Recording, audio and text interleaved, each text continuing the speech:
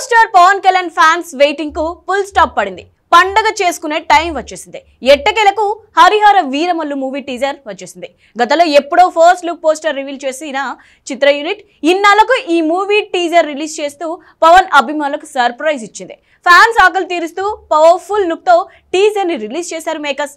Mughals కాలంలో రాజులు నవాబులు అందరూ ప్రజలపై దాడి చేస్తూ వారి శ్రమను దోచుకుంటుంటే వాళ్ళను దోచుకోవడానికి ఓ దొంగ వస్తాడు అంటూ టీజర్ లో చెప్పుకొచ్చాడు. ఇక ఈ టీజర్ చూస్తే చాలా కాలం తర్వాత పవన్ నుంచి ఫుల్ పవర్ఫుల్ యాక్షన్ సీన్స్ పక్కా అన్నది అర్థమవుతుంది.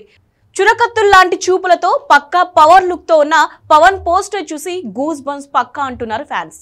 టీజర్ లో మొఘల్స్ కాలంలో అందరూ ప్రజలు దోచుకుంటుంటే వాళ్ళని దోచుకోవడానికి ఓ దొంగ వస్తాడు. 17వ శతాబ్దంలో పేదల పక్షాన పోరాడిన ఒక యోధుడిగా కథగా కథాంశం ఉండనున్నట్లు చూపించారు. టీజర్ అయితే అదిరిపోయిందంటూ ఫ్యాన్స్ పండగ చేసుకుంటున్నారు. టీజర్ తో సినిమాపై ఒక్కసారిగా మరింత హైప్ పెరిగింది. ఇక ఈ సినిమా 2024లోనే రిలీజ్ కాబోతుందని ప్రకటించారు. ఈ సినిమా కూడా 2 పార్టులుగా రానున్నట్లు తెలుస్తోంది.